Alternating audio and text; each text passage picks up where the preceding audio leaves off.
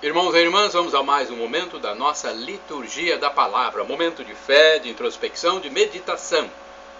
Vamos falar de Deus e Deus vai nos falar.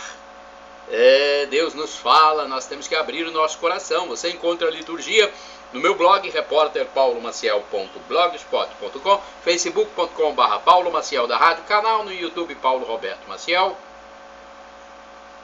E tem ainda o Instagram, Paulo Roberto Maciel 6 /. Eu vou transmitir a liturgia referente ao dia 1º de fevereiro de 2023, quarta semana do tempo comum, dia de Santa Brígida, Santa Ludovica. Estamos na quarta semana do tempo comum, primeiro dia do mês de fevereiro. A cor dos paramentos litúrgicos é verde. No rito temos o ofício do dia, no rito da celebração. Primeira leitura da carta aos Hebreus. Capítulo 12, versículos do 4º ao 7º e do 11 ao 15. Irmãos, vós ainda não resististes até ao sangue da vossa luta contra o pecado, e já esquecestes as palavras de encorajamento que vos foram dirigidas como filhos?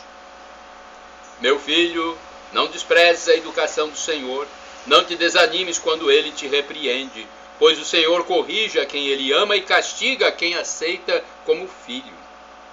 É para a vossa educação que sofreis, e é como filhos que Deus vos trata, pois qual é o filho a quem o pai não corrige? No momento mesmo, nenhuma correção parece alegrar, mas causa dor.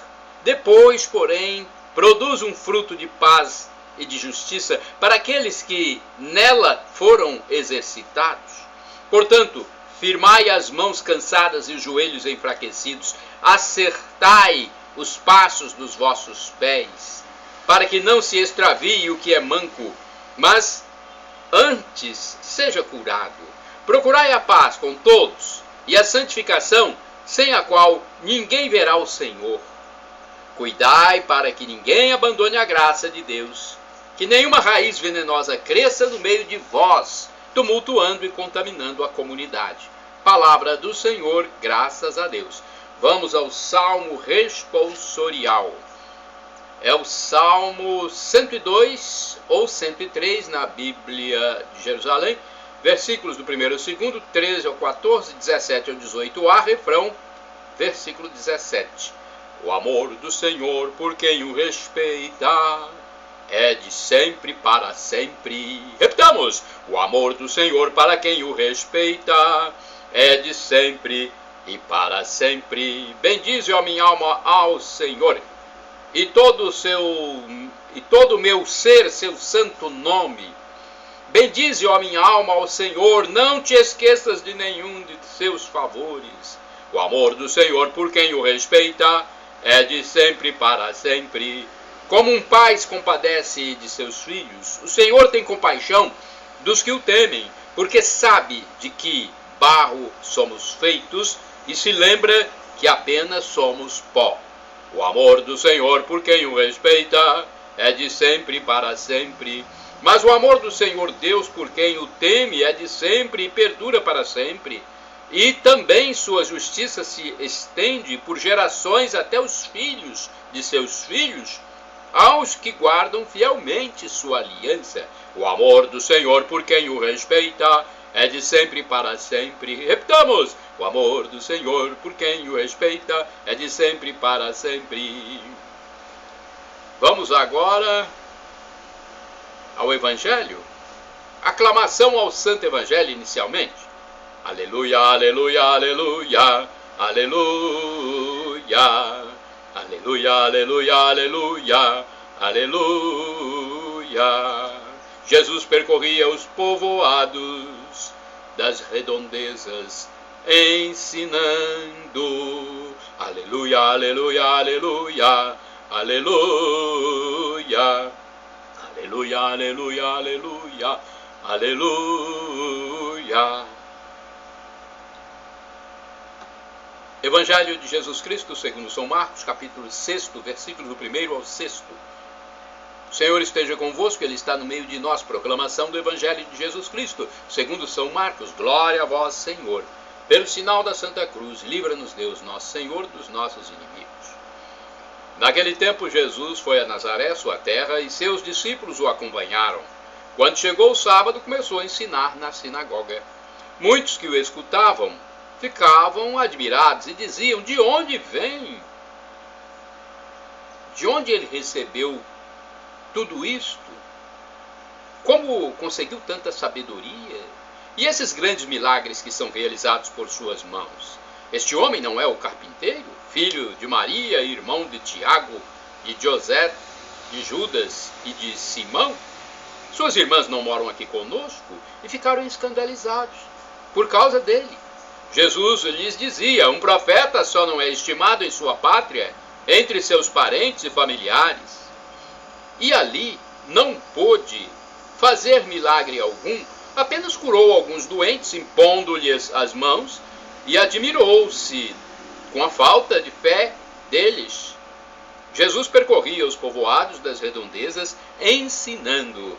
Palavra da salvação, glória a vós, Senhor. Vamos agora a uma reflexão.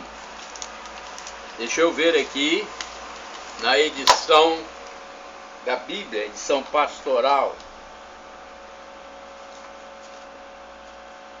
da Paulus.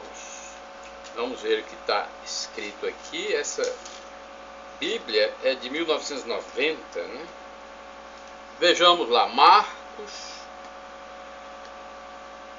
capítulo 6, versículos do 1º ao 6º. João, temos que procurar na Bíblia, que eu estou fazendo isso ao vivo, tá? Às vezes tem. Capítulo 6, encontrei. Versículos do 1º ao 6º. Vejamos o que diz aqui. Os conterrâneos de Jesus se escandalizam, não querem admitir que alguém como eles possa ter sabedoria superior à dos profissionais e realize ações que indiquem uma presença de Deus.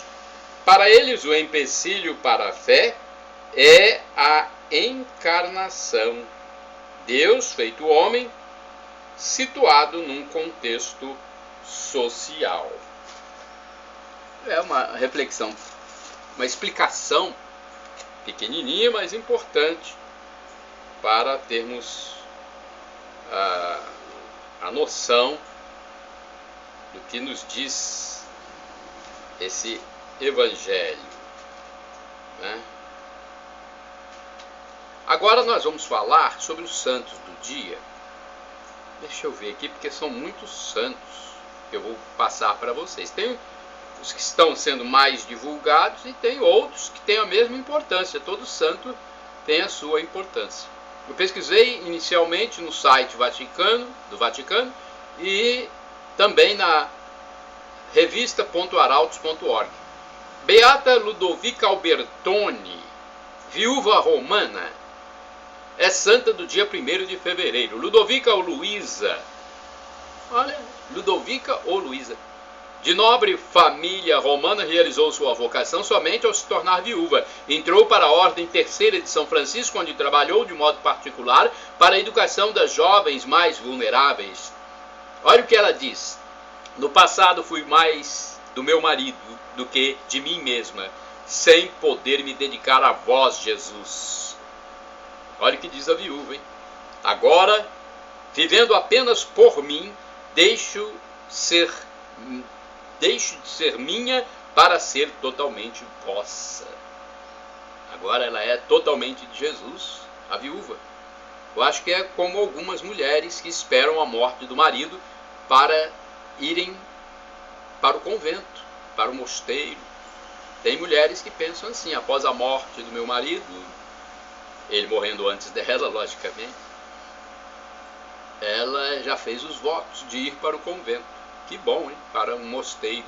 Aqui em Colatina, onde eu moro, tem mulheres que já pensam assim. Não sei se os maridos sabem.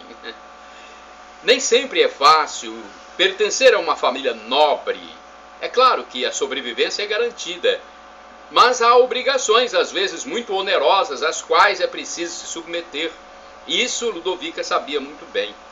Nascida em 1474, era filha do patrício romano Estevão Albertoni e de Lucrécia Tebaldi. Ludovica ficou órfã de pai com apenas 2 anos de idade e sua mãe casou-se novamente, mas ela foi criada pela avó e algumas tias que lhe deram uma educação cultural e católica.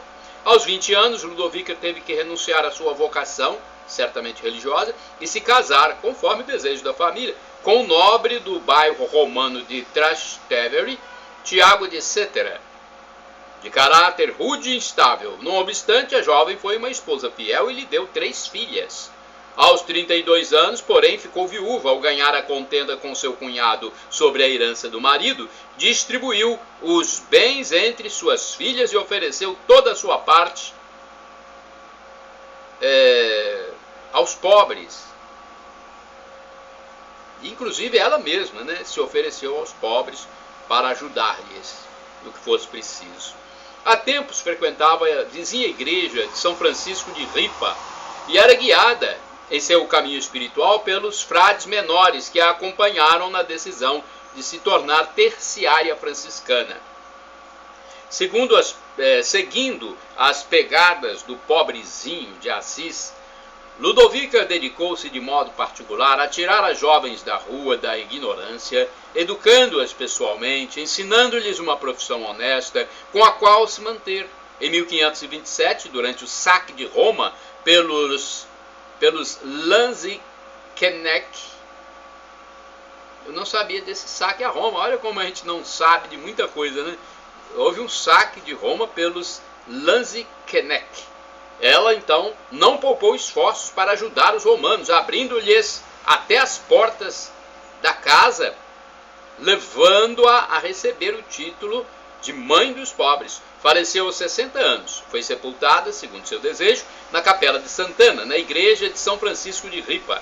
Ali foi imediatamente venerada pelo povo, que conhecia sua fama de bondosa, mas também os episódios de êxtase e levitação que o Senhor quis dar-lhe em vida.